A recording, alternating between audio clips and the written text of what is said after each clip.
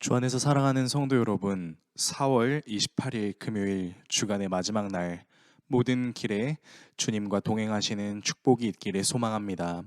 오늘 우리가 함께 묵상하실 하나님 말씀은 고린도전서 14장 1절에서 19절의 말씀입니다. 사랑을 추구하며 신령한 것들을 사모하되 특별히 예언을 하려고 하라. 방언을 말하는 자는 사람에게 하지 아니하고 하나님께 하나니 이는 알아듣는 자가 없고 영으로 비밀을 말함이라. 그러나 예언하는 자는 사람에게 말하여 덕을 세우며 권면하며 위로하는 것이요 방언을 말하는 자는 자기의 덕을 세우고 예언하는 자는 교회의 덕을 세우나니 나는 너희가 다 방언 말하기를 원하나 특별히 예언하기를 원하노라. 만일 방언을 말하는 자가 통역하여 교회의 덕을 세우지 아니하면 예언하는 자만 못하나니라. 그런즉 형제들아, 내가 너희에게 나아가서 방언으로 말하고 계시나 지식이나 예언이나 가르치는 것으로 말하지 아니하면 너희에게 무엇이 유익하리요? 혹 필이나 검은 고와 같이 생명 없는 것이 소리를 낼 때에 그 음의 분별을 나타내지 아니하면 필이 부는 것인지 검은 고 타는 것인지 어찌 알게 되리요? 만일 나팔이 분명하지 못한 소리를 내면 누가 전투를 준비하리요? 이와 같이 너희도 혀로서 알아듣기 쉬운 말을 하지 아니하면 그 말하는 것을 어찌 알리요? 이는 허공에다 말하는 것이라. 이같이 세상에 소리의 종류가 많으나 뜻없는 소리는 없나니 그러므로 내가 그 소리의 뜻을 알지 못하면 내가 말하는 자에게 외국인이 되고 말하는 자도 내게 외국인이 되리니 그러므로 너희도 영적인 것을 사모하는 자인즉 교회의 덕을 세우기 위하여 그것이 풍성하기를 구하라. 그러므로 방언을 말하는 자는 통역하기를 기도할지니 내가 만일 방언으로 기도하면 나의 영이 기도하거니와 나의 마음은 열매를 맺지 못하리라. 그러면 어떠할까? 내가 영으로 기도하고 또 마음으로 기도하며 내가 영으로 찬송하고 또 마음으로 찬송하리라. 그렇지 아니하면 내가 영으로 축복할 때에 알지 못하는 처지에 있는 자가 내가 무슨 말을 하는지 알지 못하고 내 감사에 어찌 아멘 하리요. 너는 감사를 잘하였으나 그러나 다른 사람은 덕 세움을 받지 못하리라. 내가 너희 모든 사람보다 방언을 더 말함으로 하나님께 감사하노라. 그러나 교회에서 내가 남을 가르치기 위하여 깨달은 마음으로 5마디 말을 하는 것이 1만 마디 방언으로 말하는 것보다 나으니라. 아멘. 학창 시절 교회에서 사역자 분들의 설교만을 듣다가 총신대학교 신학과에 입학을 해서 성경을 배우니 그동안 알지 못했던 성경에 대한 새로운 사실들을 아는 것이 짜릿했습니다. 하나님을 더 잘 알아가는 것 같고 뭔가 제대로 신앙생활을 하는 것 같은 기대감이 늘어났기 때문입니다. 그런데 이 기대감보다 더 짜릿한 게 있었으니 내가 가진 성경 지식을 통해서 성경 지식을 잘 갖지 못한 공동체 사람들에게 지식적 우월함을 드러내는 것이었습니다. 일반 성도들이 쉽게 듣거나 알 수 없는 그 성경적인 지식을 머릿속에 잘 넣어놨다가 셀 모임을 할 때 지식을 늘어뜨리며 나는 말씀을 깊게 묵상하는 사람이야 라고 티를 내는 건 말입니다. 당시 신학을 배우며 사역을 하기 전에 대학부에 소속되어 담당 목사님의 설교를 필기하고 분석하면서 학교에서 배운 신학적인 지식을 동원해서 나름대로의 정리를 했습니다. 그리고 같은 셀 청년들과 함께 오늘 들은 말씀을 나누는 시간, 깨달은 점과 적용할 점을 나누는 그 셀 모임 시간이었습니다.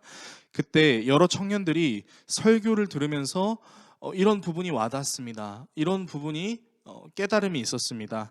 어떻게 삶에 적용해야겠습니다. 라는 내용들을 나누고 있었어요.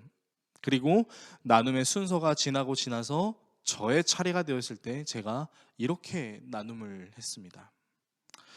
먼저 처음 나눔하신 형제님은 성경을 잘 모르시는 것 같은데 오늘 목사님께서 설교하신 내용은 사실 그런 내용은 아니었어요. 그리고 자매님이 적용하시려고 하는 내용도 오늘 말씀이랑은 좀 매치가 잘 안 되는 것 같아요. 오늘 목사님께서 설교하신 내용은 이런 내용이었고 저렇게 이해해야 되고 이렇게 적용하는 것이 맞는 것 같습니다. 이런 저의 말이 끝나니까 분위기가 싸하게 변하고 셀리더는 황급히 분위기를 바꾸기 위해서 분위기를 정돈하기 시작했고 세레모니를 마쳤습니다. 그리고 저는 그때 우월감에 도취돼서 내가 오늘도 우리 세론들한테 잘 가르쳐줬어, 내가 가진 신앙의 지식을 잘 알려줬어 라고 착각하고 있었어요. 그때 그렇게 생각하고 있는 저에게 한 세론 분이 오셔서 이렇게 얘기를 하는 것입니다. 재성아, 네가 잘 정리해주는 부분들이 도움이 돼.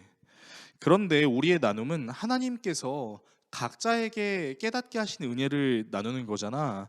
그래서인지 뭔가 너와 함께 나눔을 하면 내가 받은 은혜는 다 틀린 것 같고 내가 알고 있는 성경 지식은 다 틀린 것 같아서 뭔가 마음이 불편해.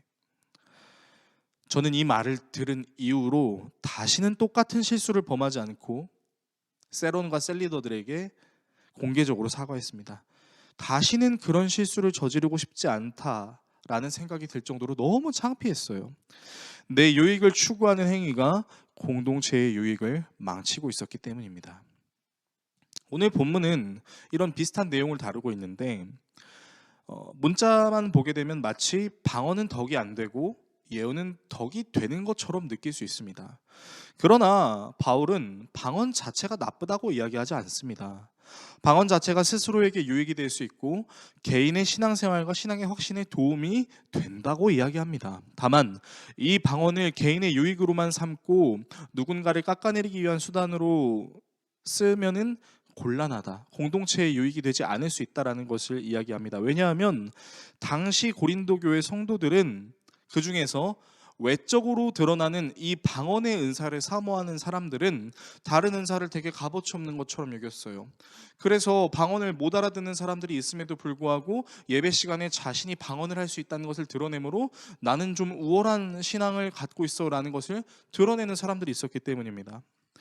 그들은 방언을 최고의 은사로 여기고 그것을 공동체의 유익이 아니라 개인의 유익을 위해서 무분별하게 사용했습니다.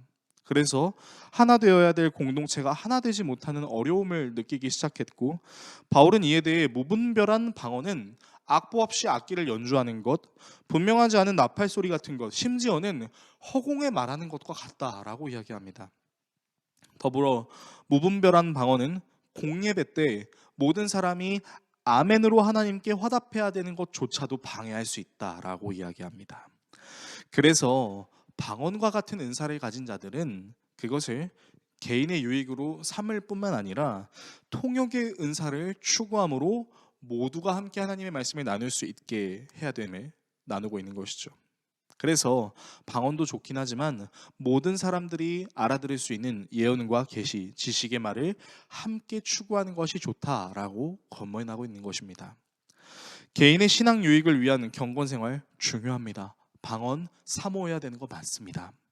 그러나 그것이 자신의 우월함을 드러내기 위한 수단으로 변질되고 공동체성을 무너뜨리는 수단이 된다면 그것은 더 이상 은사로 적용될 수 없음을 기억해야 할 것입니다.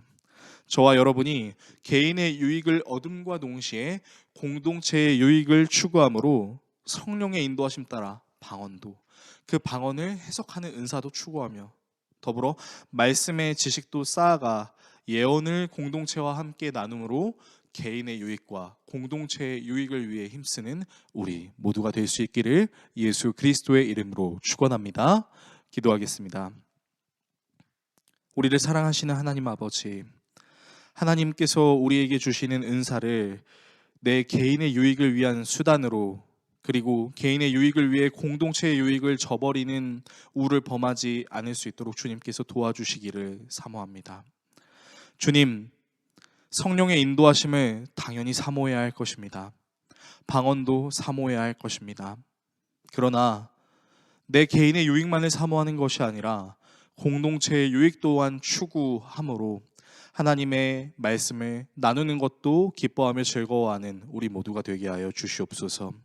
그리하여 개인의 유익과 공동체의 유익을 적절히 추구함으로 하나님께서 기뻐하시는 그리스도인의 모습을 잘 드러내게 하여 주시옵소서. 예수 그리스도의 이름으로 기도드립니다. 아멘.